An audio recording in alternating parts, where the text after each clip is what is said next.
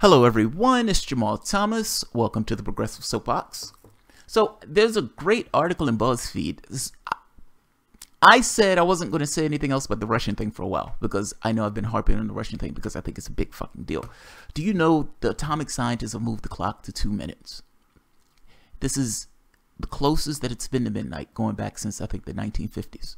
It is a big fucking deal. Look, I think it's problematic. The tenor that the United States has taken over the past year or so, it's problematic. And the hyperbolic language over something that's extraordinarily insignificant is extremely worrying. It's extremely worrying. So I said I wasn't necessarily going to dwell on that and I was going to get to other stories. But I do want to talk about this one. I lied. So I lied.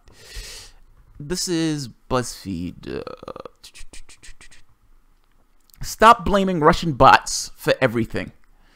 I'm not convinced on this bot thing, said one of the men behind the Russian bot thing. I love this article. Miriam Elder and Charlie Wurzel. I'm going to read a part of it, but the main point of it is they've tried to blame Russian bots for everything. Environmentalists, Black Lives Matter, Bernie Sanders supporters being pissed off that Bernie Sanders was cheated. The Nunez memo. Al Franken being kicked out of Congress. They're trying to blame Russian bots on all this stuff. On everything. Anything that happens that somebody doesn't like, it's a Russian bot. It's a Russian bot. They're using this in a weird way to try to pin down the left in order so the left doesn't necessarily go after the party in the way that the left has been going after the party. It's like trying to tamp down on this populist rhetoric. And if I'm being honest, used as this kind of club to hit Sanders with. Because believe me, they are going to accuse Sanders of working with Russia. They've already have. So I like the article, so that's why I'm doing this particular article. But look, the point that they're getting at is this is ridiculous. There may be a lot of things that are true at the same time, meaning you may have bots on the internet. You also have other bots on the internet that has nothing to do with Russia. Nor do we even know if those bots actually belong to Russia in the way that they say they're associated with Russia. She's making the point that there are this is a lot more complex and there's a lot more doubt into it than the easy narratives that the people have been generating in order to explain what's been taking place. So I like the article. But now you know the drill. Massive news events happens. Journalists scramble to figure out what's going on, and within a couple of hours, the culprit is found. Russian bots. Russian bots were blamed for driving attention to the Nunez memo, a Republican-authored document on the Trump-Russia probe. They were blamed for pushing the Roy Moore to win in the Alabama special election, and here they're waiting in the gun debate following the Parkland shooting. The messages from these automated accounts or bots were designed to widen the divide and make compromises even more difficult, wrote the New York Times in a story following the shooting, citing more than Twitter accounts suspected of having links to Russia. This is, not to mince words, total bullshit.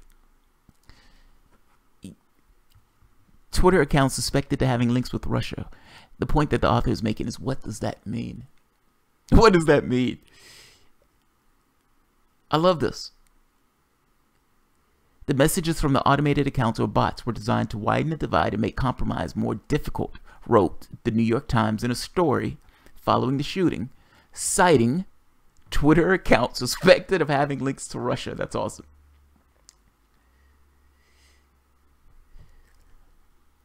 The thing is, nearly every time you see a story blaming Russian bots for something, you can pretty sure the story can be traced back to a single source. The Hamilton 68 dashboard, founded by a group of respected researchers, including Clint Watson and J.M. Berger, and currently run under the auspices of the German Marshall Fund. But even some of the people who popularized the metric now acknowledge it's become totally overblown.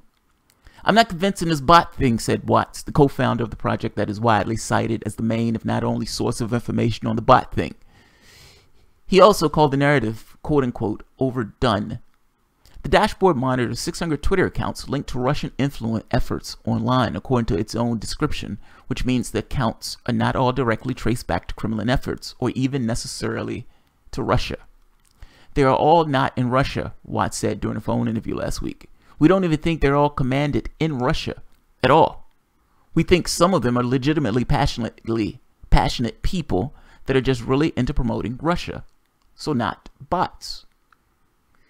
We'll likely never know the contents of the list for sure because some of the researchers declined to divulge the identity of those who are monitoring.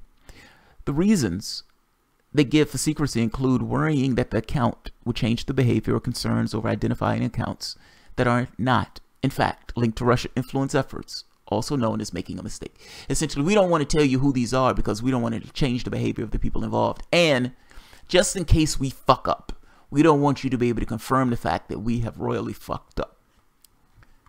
So that's strike one. In other words, that sounds weird.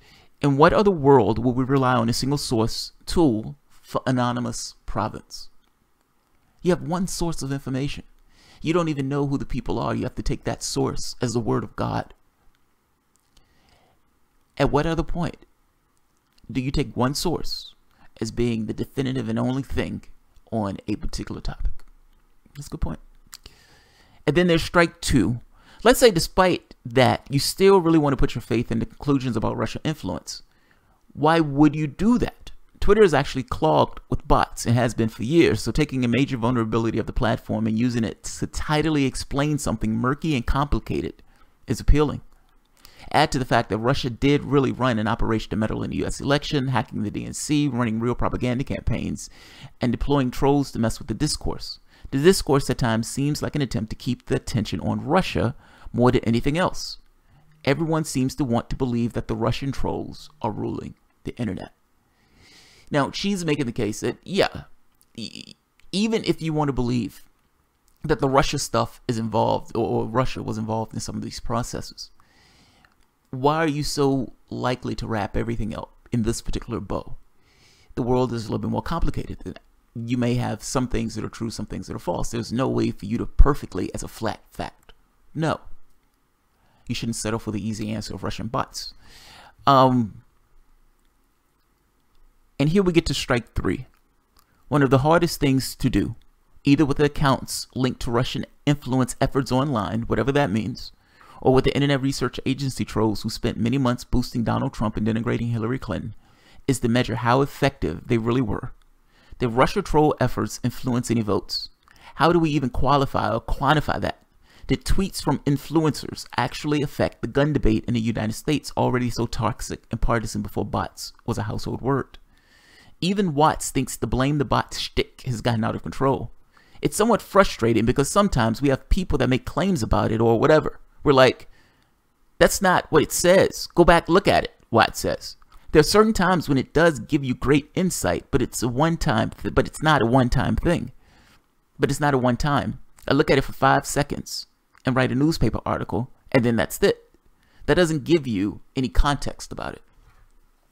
I love this because it's like, even if you want to say that Russia has something to do with this, what was the actual effect of it? Did it actually have an effect in regards to swaying votes and getting somebody to vote for somebody else? I've read the articles myself. I mean, I read the bots or I read some of the troll ads that they were putting out. The troll ads weren't saying anything that the campaigns weren't already saying. You had one badly spoken English in some. One of them you had God wrestling Satan saying that they want you to vote Hillary Clinton. This stuff is patently absurd that this was going to be one of those things that influence behavior or influence public opinion. It's insane to think that. The point here is it doesn't really matter what's real or not in this case. The sides have political ends in regards to pushing this particular narrative. And I've said it before, Democrats would like to obfuscate as much as they can and not want to talk about themselves and why they lose so much and why they fail so much. They don't want to have that conversation. They don't want to talk about populist rhetoric. They don't want to have this conversation about lefties. They don't want to have the people leaving the party or attacking the party. They don't want to have any of those conversations. In their mind, they want to run out the clock, talk about Russia, cover their flank. It doesn't necessarily give them a huge bang for their buck in regards to a lot of attacking power. They can use this because this way it keeps the attention off of them. It's a dangerous tactic, and they're doing it for politics. But fact is, the last conversation that they want to have is about their donors and about the reason why they do the things that they do and the reason why they fail so much and the reason why, regardless of the things that they say, why they can never live up to what they say. I mean, that's a big fucking deal. So I agree with the author on all that, but there's political reasons for this. This is not purely just this thing of these guys just believe that Russian bots are ruling the internet. These guys believe Russian bots are ruling the internet because they need to find some reason why that woman lost that election. That's why all of this boils down to how on earth can the most qualified person in the history of the universe lose to reality shows? They have no paradigm in order to understand that aspect of the world. And so the moment that they heard that there was some glimmer of hope, there was some life raft, something to reach out for, they can grab onto in the darkness. Russian bots. Russia did it. There were Twitter ads. And there were Facebook ads. Those fucking crafty Russians. Fucking crafty Russians. Who knew that somebody with $150,000 in Facebook and Twitter ads, half of which took place after the election, could be so well worded and so well crafted that it could overwhelm Hillary Clinton's own Twitter bots, that can overwhelm the Facebook hosts or the people who are on Facebook screaming vote for Hillary Clinton, the campaign ads that the candidate was putting out, the fact that Bernie Sanders and Obama was out there shilling for, the fact that you had all of these talk shows, you had Mary J. Blige singing and crooning with her, and Hillary Clinton herself had over $1 billion running that race. Who knew that those crafty fucking Russians could do such a thing? Who knew? They're clinging to anything. That's what this is. The reason why this has such force and such gravity is because they're clinging to anything. They're trying to understand the world.